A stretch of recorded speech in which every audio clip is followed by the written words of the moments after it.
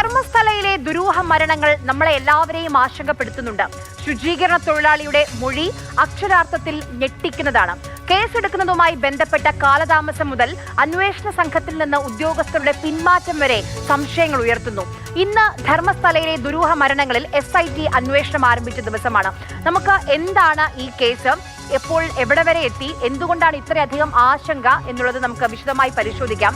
നോക്കൂ, ഇതിനെല്ലാം തുടക്കം ഒരു സുരക്ഷാ ജീവനക്കാരന്റെ വെളിപ്പെടുത്തലാണ്. ദക്ഷിണ കന്നഡയിലെ ധർമ്മസ്ഥലയിൽ കൂട്ടക്കൊല നടന്നു എന്നുള്ളതാണ് വെളിപ്പെടുത്തൽ. ഒട്ടേറെ മൃതദേഹങ്ങൾ കുഴിച്ചുമൂടി. ഈ കുഴിച്ചുമൂടിയ മൃതദേഹങ്ങളിൽ കൂടുതലും സ്ത്രീകളും പെൺകുട്ടികളുമാണ്.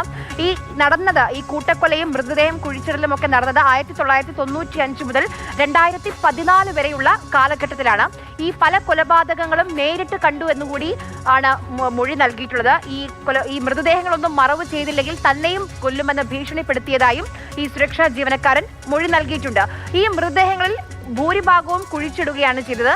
അത് ചിലത് കത്തിക്കുകയും ചെയ്തിട്ടുണ്ട്. നേത്രാവതി പുഴയോട് ചേർന്ന വനമേഖലയിലാണ് ഈ മൃതദേഹങ്ങളൊക്കെ കുഴിച്ചിട്ടത് എന്നാണ് ഈ ശുചീകരണ തൊഴിലാളി നൽകിയിരിക്കുന്ന മൊഴി എന്ന് പറയുന്ന കാര്യം. അതോടൊപ്പം എന്തുകൊണ്ട് ഇപ്പോൾ ഇങ്ങനൊരു തുറന്നു പറച്ചിലെന്ന കാര്യവും പലരും ചോദിക്കുന്നുണ്ട്.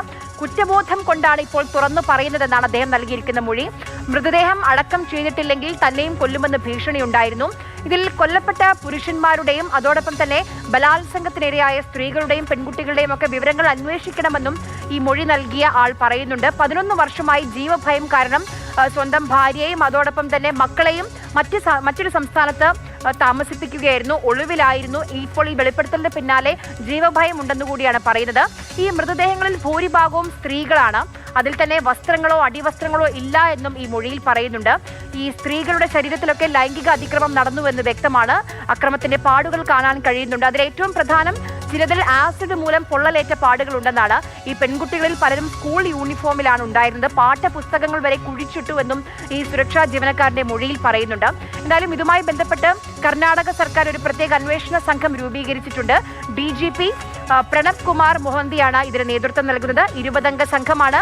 ഈ SITയിൽ നിന്ന് ഏക വനിതാ IPS ഉദ്യോഗസ്ഥ പിന്മാറിയിട്ടുണ്ട്. വ്യക്തിപരമായ അസൗകര്യം കാണിച്ചാണ് DCP സൗമ്യലത പിന്മാറിയത്. എന്തായാലും ഇന്ന് പ്രത്യേക അന്വേഷണ സംഘം അന്വേഷണം തുടങ്ങിയിട്ടുണ്ട്. ഈ ശുചീകരണ തൊഴിലാളിയിൽ നിന്ന് മൊഴിയെടുത്തിട്ടുണ്ട്. വിവരങ്ങൾ പൂർണ്ണമായും വീഡിയോ ക്യാമറയിൽ ചിത്രീകരിക്കുന്നുണ്ട്. ഇനി മൊഴി മാറ്റിയാലെന്ന ഒരു ആശങ്ക കാരണമാണ്. അതോടൊപ്പം തന്നെ കൂടുതൽ പരാതിക്കാർ വരാൻ സാധ്യതയുണ്ട്. ആ ഒരു പശ്ചാത്തലത്തിൽ ബെൽത്തങ്കടിയിൽ പുതിയൊരു ഓഫീസ് തുറന്നിട്ടും ഉണ്ട്. ഈ സാക്ഷിയുടെ മൊഴിയെടുപ്പ് പൂർത്തിയായ ശേഷം മാത്രമായിരിക്കും ബന്ധപ്പെട്ട സ്ഥലങ്ങളിൽ കുഴിച്ച് പരിശോധിക്കുക. തെളിവ് നശിപ്പിക്കപ്പെടാൻ സാധ്യതയുള്ളതിനാൽ മൃതദേഹങ്ങൾ മറവ് ചെയ്ത ആ സ്ഥലം ഇതുവരെ ഈ ശുചീകരണ തൊഴിലാളി കാണിച്ചു കൊടുത്തിട്ടില്ല.